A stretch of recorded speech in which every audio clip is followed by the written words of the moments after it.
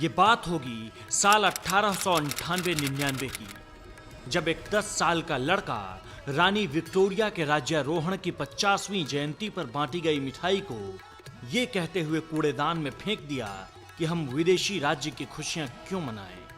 वही लड़का बाद में डॉक्टर केशवराव बलिराम हेडगेवार के नाम से जाना गया। बचपन से ही राष्ट्र के नाम पर मर मिटने की चाह ने हेडगेवार को बहुत बड़ा बना दिया। वो 15-16 साल के रहे होंगे जब स्कूल निरीक्षक के आने पर अपने क्लास में वंदे मातरम का नारा लगवा दिया था। प्रधानाध्यापक नाराज हो गए और स्कूल से निकाल दिया। बाद में उन्हें किसी और स्कूल में दाखिला लेना पड़ा।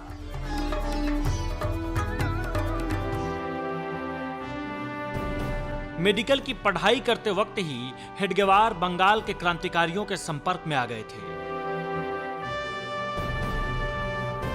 उनकी नेतृत्व क्षमता के कारण उन्हें हिंदू महासभा बंगाल प्रदेश का उपाध्यक्ष बनाया गया। संगठन चलाने की जोरदार क्षमता सीख लेने के बाद वो कलकत्ता से नागपुर चले गए।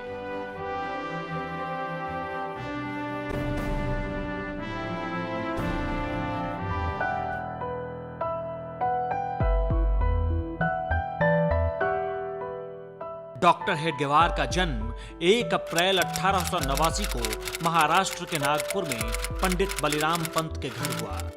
माता पिता ने बेटे का नाम रखा केशव। लाड़ प्यार से लालन पालन होता रहा।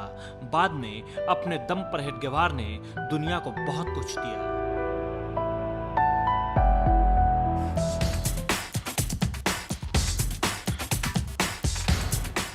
आरएसएस के संस्थापक डॉक्टर हेडगेवार का पूरा जीवन अखंड भारत की परिकल्पना को साकार करने में समर्पित रहा। देश के हिंदुओं की रक्षा करने के लिए एक संगठन बनाया जो बाद में राष्ट्रीय स्वयंसेवक संघ यानी आरएसएस के नाम से जाना गया।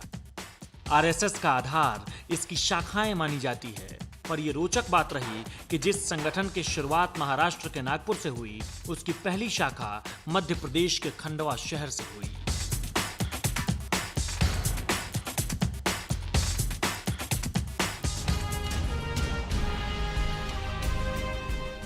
मोहन भागवत भी कई दफे जिक्र कर चुके हैं कि खंडवा से संघ का काफी पुराना रिश्ता है।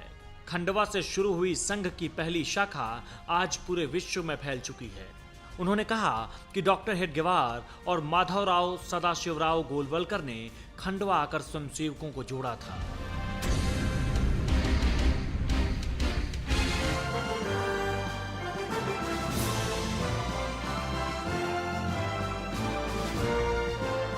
उन्नीस 1921 में अंग्रेजों ने तुर्की के सुल्तान को गद्दी से उतार दिया।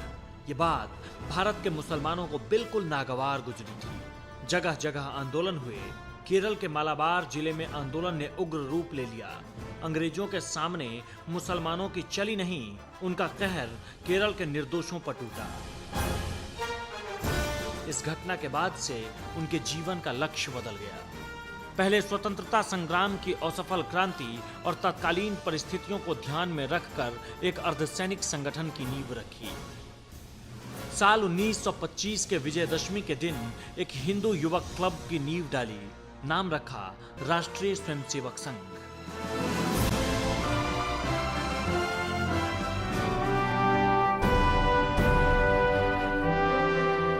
26 जनवरी 1930 को देश भर में तिरंगा फहराने का आह्वान किया तो केशवराव बलिराम हेडगेवार के निर्देश पर सभी संघ शाखाओं में 30 जनवरी को तिरंगा फहराकर पूर्ण स्वराज प्राप्ति का संकल्प लिया गया। इसी तरह क्रांतिकारियों से भी उनके संबंध चलते रहे। कहते हैं कि 1928 में लाहौर में उपकप्तान सैंडर्स की हत्या के बाद भगत सिंह, राजगुरु और सुखदेव फरार हुए तो नागपुर में हेडगेवार के पास ही जाकर रुके थे। कहते हैं कि शुरू में हेडगेवार का स्वभाव बहुत उग्र था। केशव हेडगेवार के सबसे बड़े भाई महादेव भी शास्त्रों के अच्छे ज्ञाता तो थे ही, मल्लयुद्ध की कला में भी बहुत माहिर थे। हेडगेवार के मानस पटल पर बड़े भाई के विचारों का बहुत प्रभाव था, लेकिन उनके विचारों में क्रांति पहले से ही बहुत ज्यादा थी। घर के लोगों के फैसलों के खिलाफ वो हमेशा फैसला लेते थे।